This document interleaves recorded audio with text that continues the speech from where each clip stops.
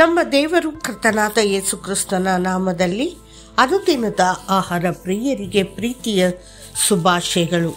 2024 December ತಿಂಗಳ 26ನೇ ತಾರೀಕಿನ ಗುರುವಾರದ ದೇವರ ವಾಕ್ಯವು, ಅವನು ಮುನ್ನಡೆಸುತ್ತಾನೆ, ಅವರು ಅಳುತ್ತಾ ನಡೆದು ಬರುವರು, ಅವರ ವಿಜ್ಞಾಪನೆಗಳಿಂದಲೇ ಅವರನ್ನು ಮುಂದುವರಿಸುವೆನು.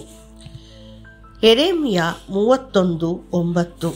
ಕರ್ತನು ತನ್ನ ಮಹಾನ್ ಪ್ರೀತಿಯಿಂದ ನಿಮ್ಮನ್ನು ಕರೆದು ನಿಮಗೆ ತನ್ನ ವಾಗ್ದಾನವನ್ನು ನೀಡುತ್ತಾನೆ ಮತ್ತು ನೀವು ಅಳುತ್ತಾ ಮತ್ತು ವಿಜ್ಞಾಪನೆಗಳೊಂದಿಗೆ ನನ್ನ ಸನ್ನಿಧಿಗೆ ಬಂದಾಗ ನಾನು ನಿಮ್ಮನ್ನು ಮುನ್ನಡೆಸುತ್ತೇನೆ ಮತ್ತು ನನ್ನ ಹಾದಿಯಲ್ಲಿ ನಡೆಯುವಂತೆ ಮಾಡುತ್ತೇನೆ ಎಂದು ಹೇಳುತ್ತಾನೆ.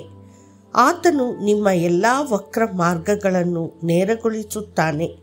ಅವನು ವಕ್ರ ಜೀವನವನ್ನು ನಡೆಸುವವರಿಗೆ ಅದ್ಭುತಗಳನ್ನು ಮಾಡುತ್ತಾನೆ ಮತ್ತು ಅವರನ್ನು ನೇರವಾಗಿ ನಡೆಯುವಂತೆ ಮಾಡುತ್ತಾನೆ.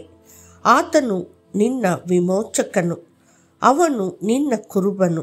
ಯೆರೆಮೀಯ 31:10. ಕುರುಬನು ತನ್ನ ಮಂದೆಯನ್ನು ಕಾಪಾಡುವಂತೆ ನಾನು ನಿನ್ನನ್ನು ಕಾಪಾಡುತ್ತೇನೆ ಎಂದು ಹೇಳುತ್ತಾನೆ.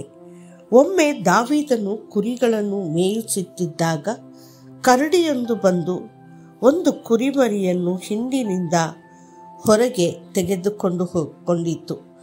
ಇನ್ನೊಂದು ಸಂದರ್ಭದಲ್ಲಿ ಕುರಿಮರಿಯನ್ನು ತೆಗೆದುಕೊಂಡು ಹೋಗಲು ಸಿಂಹವೊಂದು ಬಂದಿತು.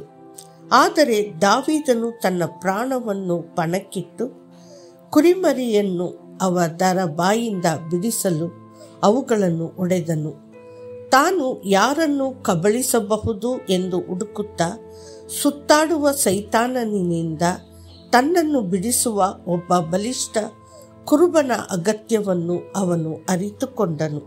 ಆದ್ದರಿಂದ ಅವನು ಕರ್ತನನ್ನು ತನ್ನ ಕುರುಬನನ್ನಾಗಿ ಆರಿಸಿದನು ಮತ್ತು ಕರ್ತನು ನನ್ನ ಕುರುಬನು, ನಾನು ಕೊರತೆ ಪಡುವುದಿಲ್ಲ ಎಂದು ಘೋಷಿಸಿದನು.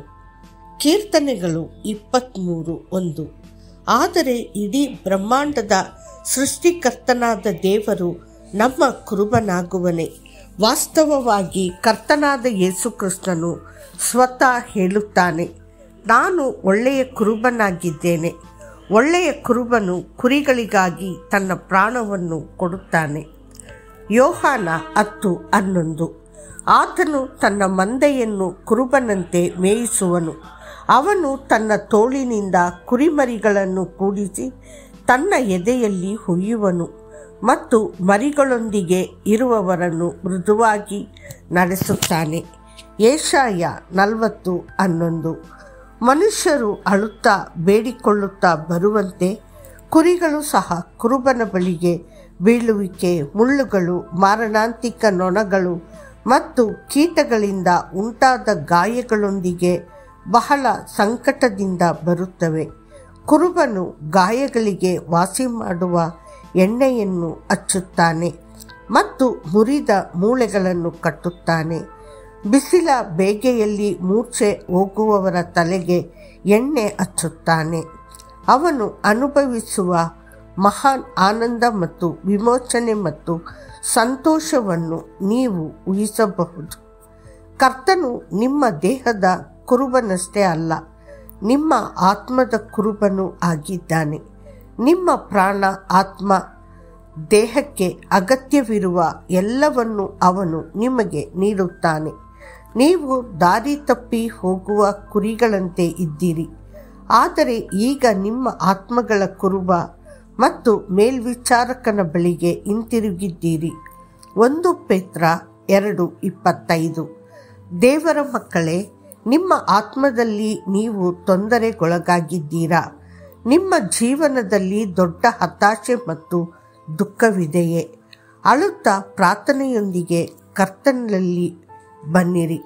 ಆತನು ನಿಮ್ಮ ಆತ್ಮವನ್ನು ಸಾಂತ್ವನಗೊಳಿಸುತ್ತಾನೆ ಮತ್ತು ಆತನ ಹೆಸರಿನ ನಿಮಿತ್ತ ನಿಮ್ಮನ್ನು ನೀತಿಯ ಮಾರ್ಗದಲ್ಲಿ ನಡೆಸುತ್ತಾನೆ. ಮತ್ತಷ್ಟು ಹೆಚ್ಚಿನ ಧ್ಯಾನಕ್ಕಾಗಿ ಯಾಕೋಬನು ವಂಶಸ್ಥರನ್ನು ರಕ್ಷಿಸುವ ಪರಾಕ್ರಮಿಯ ಭುಜಬಲದಿಂದಲೂ ಇಸ್ರಾಯೇಲನಿಗೆ ಪಾಲಕನು ಬಂಡೆಯು ಆಗಿರುವಾತನ ಕಡೆಯಿಂದಲೂ ಅವನ ಬಿಲ್ಲು ಸ್ಥಿರವಾಗಿ ನಿಂತಿತು, ಅವನ ಕೈಗಳು ಚುರುಕಾಗಿ ಮಾಡಲ್ಪಟ್ಟವು. ಆದಿಕಾಂಡ 49:24. ಕರ್ತನು ನಿಮ್ಮನ್ನು ಆಶೀರ್ವದಿಸಲಿ. ಆಮೇನ್.